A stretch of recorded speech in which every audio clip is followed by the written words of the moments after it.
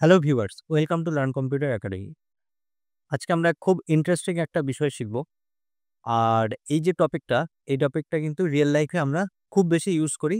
আ আর আপনারা হয়তো অনেক ওয়েবসাইটে দেখেছেন এই জিনিসটা। তো অলরেডি আমি এখানে লিখে রেখেছি। হয়তো আপনারা দেখে বুঝতে পারছেন যে, "why JavaScript small progress is awesome." তো যারা বুঝতে পেরেছেন তো তারা তো জানেনই। আর যারা জানেন না তো তাদেরকে আমি জানাচ্ছি যে আজকে যে টপিকটা আমরা ডিসকাস করব এটা কোনো ফ্যান্সি জিনিস বা ডেকোরেটিভ জিনিস নয়। এটা ইউজার এক্সপেরিয়েন্স এর জন্য খুব ইম্পোর্টেন্ট একটা বিষয়। অনেক সময় আমরা বিভিন্ন ব্লগ ওয়েবসাইট বা আমাদের যে সমস্ত ওয়েবসাইটে কনটেন্ট একটু বেশি থাকে, ইউজারকে অনেক বেশি স্ক্রল করতে হয়। তো সেই সমস্ত ওয়েবসাইটে বিশেষ করে ব্লগের ক্ষেত্রে যে ইউজার কিন্তু সবসময় জানতে চায় যে আমি যে ব্লগটা পড়ছি সেটা কতটা আমি পড়লাম বা কতটা বাকি আছে এখনো পড়তে। তো সেই অনুযায়ী আমরা কিন্তু ইউজারের মনে কিন্তু একটা ইন্টারেস্ট জাগাতে পারি আমাদের কনটেন্টটা পড়ার জন্য। তো সেটা ইউজার এক্সপেরিয়েন্স এর জন্য অনেক ভালো। তো সেটা কিরকম? তো এখানে দেখুন আমি কিছু কনটেন্ট লিখে রেখেছি। তো এইখানে যে কনটেন্টটা আছে এই কনটেন্টটাকে আপনি আ ক অবশ্যই তুলনা করবেন আপনার রিয়াল লাইফ যে কনটেন্ট আছে ব্লগের সেটা। তো আমরা যখন ব্লগ লিখি তখন কিন্তু প্রায় ১,০০০ ওয়ার্ডের বেশি আমরা কিন্তু কনটেন্ট লিখি জেনারেলি। যদি এসইও পারপাস এ দেখি তো আমাদের ১,০০০ এর উপরে ওয়ার্ড ইউস করা উচিত যেকোনো ব্লগের জন্য। তো সেটা বেটার আমাদের আ ওয়েবসাইটের জন্য। তো সেই সমস্ত ক্ষেত্রে যখন কনটেন্ট অনেক বড় হয়, বিশেষ করে মোবাইল ডিভাইসে তখন কিন্তু ইউজারকে অনেক বেশি পরিমাণ স্ক্রল করতে হয় এবং সেটা কিন্তু একসময় একটু বিরক্তিকরও হয়ে পড়ে। তো ইন্টারেস্ট হারিয়ে ফেলে এবং অর্ধেকটা কনটেন্ট পড়ার পরে কিন্তু ইউজার আমাদের ওয়েবসাইট থেকে বেরিয়ে যায়। তো সেক্ষেত্রে আমরা কি করতে পারি? ছোট্ট একটা ট্রিকস আমরা এখানে এপ্লাই করতে পারি। ইউজারকে একটা ইনফরমেশন দিতে পারি যে আমরা আ আ মানে উনি বা যে পার্টিকুলার ইউজার তিনি কতটা ব্লগ পড়েছেন আর কতটা ব্লগ পড়া বাকি আছে। ওকে? সেটা কিন্তু ইন্টারেস্ট জাগে। এছাড়াও ব্লগ পড়ার প্রায় ব্লগের শেষের দিকে এসে আমরা যদি চাই যে সাবস্ক্রাইব করিয়ে নেব সেই ইউজারকে আমাদের ওয়েবসাইটে, তাহলে সেটাও আমরা কিন্তু একটা উপায় এখানে বানাতে পারি। তো সেই জিনিসটা আমি এখানে করেছি। এখানে আমি প্রচুর পরিমাণ কনটেন্ট লিখিনি। তার বদলে আমি কি করেছি বডিতে একটা হাইট লাগিয়ে দিয়েছি। সেই হাইটটা কতটা আমি একটু জুম করছি তাহলে আপনাদের দেখতে সুবিধা হবে। দেখুন যে আমি 300 ভিএইচ একটা হাইট দিয়েছি যাতে আমি একটা স্ক্রল বার এখানে জেনারেট করতে পারি। কারণ আমি কনটেন্ট লিখে এই পেজটাকে ভরাট করতে চাইনি। আর এখানে যে হোয়াইট স্ক্রিনটা দেখছেন তো সেটার জন্য আমি দুঃখিত। তো আপনারা একটু ধৈর্য সহকারে দেখবেন, একটু সহ্য করে নিন এই হোয়াইট স্ক্রিনটা। আচ্ছা, এবার আ তো আমি এখানে আগে ডেমোটা দেখাচ্ছি, তারপরে কোডটা এক্সপ্লেইন করবে। ওকে? আর আপনারা যদি আমাদের চ্যানেলটা লাইক, শেয়ার, সাবস্ক্রাইব না করে থাকেন তাহলে কাইন্ডলি করে নেবেন। আর আমাদের কমেন্ট সেকশনে জানাবেন যদি কোডটা প্রয়োজন হয় আমি সেখানে আপনাদেরকে প্রোভাইড করে দেব। যদি কমেন্ট করেন যে আমার কোডটা প্রয়োজন তবেই আমি এটা কোডটা জেনারেট করব। মানে ওখানে আ লিংক করিয়ে দেব। আদারওয়াইজ আমি কিন্তু কোডটা ওখানে দিচ্ছি না।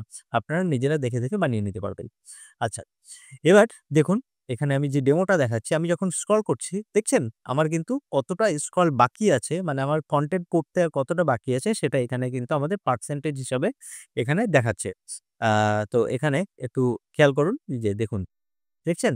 আর সেই সঙ্গে কিন্তু কালারও চেঞ্জ হচ্ছে। আমি প্রায় শেষের দিকে যখন চলে এসেছি মানে 90% যখন ক্রস করে ফেলেছি স্ক্রল, তখন কিন্তু আমার এখানে একটা পপআপ শো করেছে এবং এই পপআপটাই দেখাচ্ছে সাবস্ক্রাইব করার জন্য। তো এখানে আমাদের সাবস্ক্রাইব করার যাবতীয় যে জিনিসপত্র সেগুলো আমরা করে নিতে পারবো। কিন্তু আমার মেইন দেখানোর উদ্দেশ্য হলো UI এক্সপেরিয়েন্স এর দিক থেকে একটা কিন্তু এখানে আমরা পপআপ শো করাতে পেরেছি। এবং যখন ইউজার এটাকে সাবস্ক্রাইব করবে তখন এইটা পপআপটাও চলে যাবে এবং আমি লাস্ট যেখানে এসছিলাম তো সেই পর্যন্ত আমার কিন্তু কনটেন্ট শেষ। এবার 100% কমপ্লিট হয়ে গেছে। আমি যখন আবার রিভার্স এখানে স্ক্রল করতে থাকবো তখন কিন্তু আবার সেই সঙ্গে কালারও চেঞ্জ হতে থাকবে এবং সেই সঙ্গে দেখছেন আমাদের যে পার্সেন্টেজ ভ্যালুটা সেটাও কিন্তু কমতে, কমতে একেবারে 0% এ চলে আসলো। আমি যদি আবার এখানে স্ক্রল করতে থাকি তাহলে দেখব যে আবার পার্সেন্টেজ বাড়ছে, আবার কালার চেঞ্জ হচ্ছে এবং একবার যখন সাবস্ক্রাইব করা হয়ে গেছে ইউজারের তো ডেফিনিটলি ইউজার আরেকবার সাবস্ক্রাইব করবে না। তো সেইজন্য আমি কিন্তু এটাকে আর পপআপটাকে ওপেন করাইনি। তো এখানে দেখছেন যে কতটা ইন্টারেস্টিং একটা বিষয় আর কতটা ইউজফুল একটা বিষয়। তো চলুন এবার আমরা দেখি যে এই জিনিসটা আমরা কিভাবে অ্যাচিভ করতে পারি। তো এখানে সিম্পল যে জিনিসটা আছে বডিতে কিছু টেক্সট লেখা আছে। তো সেই টেক্সটের জন্য তেমন কিছুই করা নেই। এখানে সিম্পল একটা কনটেন্ট রয়েছে। এই কনটেন্টটা এইটাই। ওকে? এছাড়াও আমাদের যে টপে যে বারটা দেখতে পাচ্ছেন, সেই বারটা কিন্তু এখানে একটা ডিভের মাধ্যমে লেখা রয়েছে যেটা হলো প্রোগ্রেস কন্টেইনার মানে এই যে গ্রে কালারের যে বক্সটা সেটা। আর প্রোগ্রেস বার যেখানে এই যে পার্সেন্টেজ লেখা রয়েছে দেখছেন 0% সেটা কিন্তু এই যে ইয়েলো যে বক্সটা এখানে দেখছেন যে ডিপটা সেটা। আর এর ভিতরে যে কনটেন্টটা সেটা হলো ডাইনামিক্যালি আমরা জেনারেট করছি। ওকে? এটা ছিল আমাদের HTML। আরেকটা জিনিস কি আছে এই যে পপআপ। তো এখানে একটা আইডি দেওয়া রয়েছে পপআপ, সামান্য কিছু কনটেন্ট লেখা রয়েছে এইখানে পপআপে। এবার এই যে পুরো জিনিসটা কিন্তু এখানে সুন্দরভাবে স্টাইলিং করা রয়েছে। তো কনটেন্টের স্টাইলিং বলাটা এখানে খুব বেশি প্রয়োজন নেই। আমার মেইন যেটা হলো, সেটা হলো এই যে প্রোগ্রেস যে কন্টেনার সেটার টপে কিন্তু ফিক্সড করা আছে লেফট 0, লেফটের থেকে 0, টপের থেকে 0 উইথ 100%, হাইট 25%, 25 পিক্সেল এবং আদার্স যেগুলো আছে সেগুলো আপনারা জানেনই এটার অর্থ কি। আর প্রোগ্রেস বার মানে এই যে ইয়েলো যে বারটা আছে সেটা কিভাবে করা আছে, ব্যাকগ্রাউন্ড বাই ডিফল্ট ব্যাকগ্রাউন্ডটাকে এখানে কিন্তু গ্রিন করা আছে। আর তারপরে আদার্স যে আনুষঙ্গিক যে জিনিসটা এখানে টেক্সটটা কিভাবে প্লেস করবেন সেই বিষয়টা এখানে করা আছে। ওকে। এবার আমরা চলে আসছি যে আমাদের পপআপটা। এখানে পপআপটা কিন্তু আমাদের পজিশন ফিক্স করা আছে বটমে। আর আদার্স জিনিস খুবই নরমাল জিনিস। সেটা আপনারা নিজেরাও করতে পারবেন। আচ্ছা, এবার আমি মেইন যে টপিকটা সেটা হলো জাভাস্ক্রিপ্ট। তো জাভাস্ক্রিপ্টে কি আছে, প্রোগ্রেস বারটাকে আমরা ডকুমেন্ট এলিমেন্ট করে ধরে নিয়েছি। পপআপ যেটা আছে সেটা পপআপটাও গেট এলিমেন্ট বাই আইডি ধরে নিয়েছি এবং পপআপ শোন প্রথম অবস্থায় একটা ভ্যারিয়েবল নিয়েছি যেটা আমরা ফলস করে রেখেছি যে যাতে বাই ডিফল্ট এটা অলওয়েজ ফলস থাকে। ঠিক আছে? মানে ফার্স্ট টাইম যেন এটা শো না হয়। তো সেজন্য একটা ভ্যারিয়েবল আমরা এখানে ধরে রেখেছি। এই ভ্যারিয়েবলটা পরে আমরা চেঞ্জ করব। এবার উইন্ডোর উপরে যখন আমরা অ্যাড ইভেন্ট লিসেনার স্ক্রলটাকে অ্যাটাচ করিয়েছি, যখন স্ক্রল হচ্ছে তখন কি হচ্ছে দেখুন। স্ক্রল টপ মানে উইন্ডো ডস স্ক্রল ওয়াই। এটার অর্থ হলো আমরা যখন এই যে পেজটাকে স্ক্রল করছে না, এই যে আমি কতটা স্ক্রল করলাম তো সেটাকে ডিটেক্ট করার জন্য আমরা এই ভ্যারিয়েবলটা নিয়েছি। আর এটা কিভাবে পাই আমরা? Scroll Y. Okay, window dot scroll Y. Scroll Y কিন্তু উইন্ডোর একটা প্রপার্টি। তো এটার মাধ্যমে আমরা এখানে জানতে পারি যে আমরা কতটা স্ক্রল করেছি। আচ্ছা, নেক্সট কি আছে? Document height. মানে আমার এই যে ডকুমেন্টটা, এই ডকুমেন্টটার হাইটটা কতটা সেটা আমরা অ্যাকচুয়ালি জানতে চাইছি। তো সেটা কি? Document dot document element. তো ডকুমেন্ট হলো পুরোটা ডকুমেন্ট, ডকুমেন্ট এলিমেন্ট মানে হলো HTML। এই যে HTML ট্যাগটা শুরু হচ্ছে যেখানে আর শেষ হচ্ছে যেখানে, এটার কথা বলা হচ্ছে যে ডকুমেন্ট এলিমেন্ট। তারপরে হলো স্ক্রল হাইট। স্ক্রল হাইট মানে হলো আমার এই যে ডকুমেন্টের যে হাইটটা অ্যাকচুয়ালি সেটা আমাকে জানতে হবে, তাই না? মানে একদম টপ টু বটম পর্যন্ত পুরোটা। বটম মানে হলো কিন্তু যেখানে কনটেন্ট দেখা যাচ্ছে না সেগুলোকেও এখানে ইনক্লুড করা হচ্ছে যে টোটাল আমার ডকুমেন্টের হাইট কতটা। তো সেটার জন্য আমার কিন্তু document dot document element scroll height. এখানে কিন্তু বডি ইউজ করবেন না যে ডকুমেন্ট ডট বডি। তো একেকটা ব্রাউজারে একেক রকম আপনি কিন্তু আ ওখান থেকে কিন্তু রেজাল্ট পাবেন। তো সেটা কিন্তু সুইটেবল হবে না, সেখানে বাগ থাকবে। সেইজন্য আমরা কি করি এই HTML টাকে ধরে নিই নাকি এই বডিটাকে। আমরা বডিটাকে টার্গেট করছি না, আমরা টার্গেট করছি একদম টোটাল কমপ্লিট HTML এর হাইটটা কতটা। ওকে?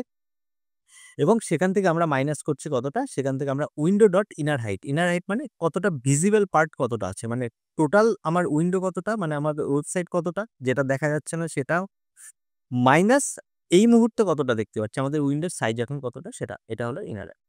তো সেখান থেকে বিয়োগ করে আমরা ডকুমেন্টের হাইটটা পাচ্ছি। এবার স্ক্রল পার্সেন্টেজ। এটা হলো ম্যাথ একটা আমাদের অবজেক্ট আছে তার মধ্যে রাউন্ড মানে আমরা যে নাম্বারটা পাচ্ছি সেই নাম্বারটা জেনারেলি পিক্সেল দশমিকে আসে। তো সেই নাম্বারটাকে আমরা রাউন্ড ফিগারে বানিয়ে নিচ্ছি। যার জন্য আমরা এই যে 10%, 16, 21 এরকম যে দশমিক আসছে না। তো সেটাকেই আমরা স্ক্রল টপ মানে কতটা স্ক্রল করেছি ডিভাইডেড বাই আমার ডকুমেন্ট হাইট কতটা মাল্টিপ্লাই 100। এটা সিম্পল একটা ম্যাথ। তো এটার মাধ্যমে স্ক্রল পার্সেন্টেজ আমরা পেয়ে গেছি। এরপরে কত?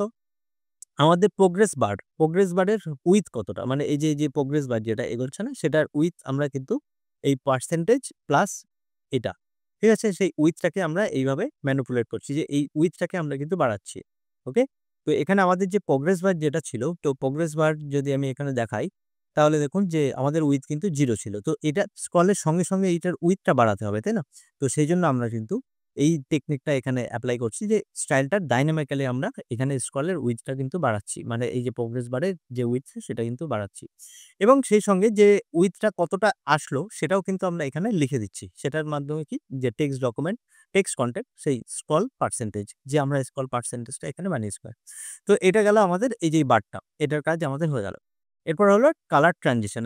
এখন এই যে বারটার যে কালারটা চেঞ্জ হচ্ছে সেটা কিভাবে চেঞ্জ হচ্ছে? যখন সিম্পল ইফ এলস এর মাধ্যমে স্ক্রল পার্সেন্টেজ কতটা এসছে লেস দ্যান 50% হলে ব্যাকগ্রাউন্ড গ্রিন, স্ক্রল পার্সেন্টেজ যদি লেস দ্যান 80 হয় তাহলে অরেঞ্জ আর আদারওয়াইজ এটা রেড হবে। তো খেয়াল করে দেখুন যে যখন 80% যাচ্ছে 80% এর নিচে আছে তখন অরেঞ্জ, তারপরে বাদবাকি সময় রেড। ব্যাস এটা হয়ে গেল। তারপর হলো শো পপ-আপ। যখন 90% এর বেশি আমরা স্ক্রল করে ফেলছি, 90% বা তার বেশি স্ক্রল করে ফেলছি তখন আমরা পপ-আপ শোন যেটা, যখন আমরা ট্র্যাক করছিলাম যে এখনো পপ-আপ শো হয়েছে কিনা। তো পপ-আপ নট ইয়েট শোন। এটার মানে হলো যে পপআপ তো ফলস ছিলই, তার আগে আমরা নট সিম্বল দিয়ে এটাকে ট্রু বানিয়েছি। তো ওভারঅল জিনিসটা যখন এটা ট্রু এবং এটাও ট্রু, তখন আমরা কি করেছি, পপআপের ডিসপ্লেটাকে ব্লক করে দিয়েছি। আর পপআপ শোন একবারে ট্রু করে দিয়েছি। ওকে? যাতে আমাদের এটা ওয়ান টাইমই দেখায়। এটা খুব ইম্পোর্টেন্ট এই জায়গাটা। ওকে? আমাদের পপআপ যাতে একবারই দেখায়। কারণ আমি একবার যখন এই পপআপটাকে ক্লোজ করে দেব এবং এই পপআপ ক্লোজ যে ফাংশনটা কি করছে, ডিসপ্লে নান করে দিচ্ছে। এই যে দেখুন, এই বাটনে কিন্তু অন ক্লিক পপআপ ক্লোজ পপআপটা এখানে দেওয়া আছে। কারণ যে একবার সাবস্ক্রাইব করবে তাকে দিয়ে কিন্তু ২ বার সাবস্ক্রাইব করাবো না আমরা। তো সেইজন্য তার কাছে কিন্তু আর পপআপ আসবেই না। আমি যদি এখন পেজটাকে রিফ্রেশ করি, তারপরে আমি আবার পপআপ দেখতে পাবো। এবার যখন আমি এখানে সাবস্ক্রাইব করছি, তো ব্যাস এটা চলে গেল। এখন বাকি যেটা, যে আমি প্রত্যেকবার সাবস্ক্রাইবের জন্য যে অপশনটা, সেটা তো আমাদের PHP বা আদার্স ব্যাকএন্ড যে লজিক আছে সেটার মাধ্যমে, যে যাকে একবার সাবস্ক্রাইব করিয়ে নেবো তাকে আর কখনোই দেখাবো না এটা। তো আমরা যেহেতু UI ওয়াইজ এটাতেই করছিলাম, আ তো সেইজন্য একবার এই পপআপ শো করবে। আর কেউ যদি ক্লোজ করে দেয়, সাবস্ক্রাইব হয়ে যায়, তাকে আর পপআপ শো করবে না। তো আশা করি এই প্রোগ্রাম থেকে আপনারা বুঝতে পেরেছেন যে কিভাবে এখানে স্ক্রল ইভেন্টের মাধ্যমে আমরা কিন্তু খুব ইন্টারেস্টিং UX ওয়াইজ, মানে ইউজার এক্সপেরিয়েন্স ওয়াইজ অনেক ইন্টারেস্টিং কিন্তু একটা আমাদের ফিচার এখানে আমাদের ওয়েবসাইটে দিতে পারি। এবং এই যে টপ যে বারটা, সেই বারটা আপনি আপনাদের মতন স্টাইল করে নিতে পারেন। ঠিক আছে? আদার্স অ্যানিমেশন যেগুলো আছে সেগুলো আপনারা এখানে এড করতে পারেন। আর এটাকে কিভাবে আপনি কোথায় কোন সেকশনে এটা এড করতে চাইছেন, ব্লগ পেজে নাকি হোম পেজে, সেটা আপনার উপরে। কিন্তু এটা UX অনেক বেটার করে। ওকে? একটা ভিজুয়াল এখানে রিপ্রেজেন্টেশন, যে আমার কতটা কনটেন্ট পড়া হয়ে গেছে আর কতটা কনটেন্ট পড়তে বাকি। তো সেটাও কিন্তু একটা ইন্টারেস্ট জাগায় কোন কনটেন্ট পড়ার ক্ষেত্রে। তাই না? যে র‍্যান্ডম আমি জাস্ট স্ক্রল করেই যাচ্ছি। আমার কাছে কোন আইডিয়া নেই যে আর কতটা বাকি আছে পড়া। ওকে? তো আশা করি বুঝতে পেরেছেন আজকের ভিডিওটা। আর যদি ভালো লেগে থাকে তাহলে লাইক, শেয়ার, কমেন্ট করবেন। আর এই কোডটা যদি আপনার প্রয়োজন হয় তাহলে কমেন্টে জানাবেন। তাহলে আমরা এই কোডটা প্রোভাইড করব আপনাদের। আজকের ভিডিও এতটুকু। আবার পরবর্তী ভিডিওতে দেখা হচ্ছে। ধন্যবাদ।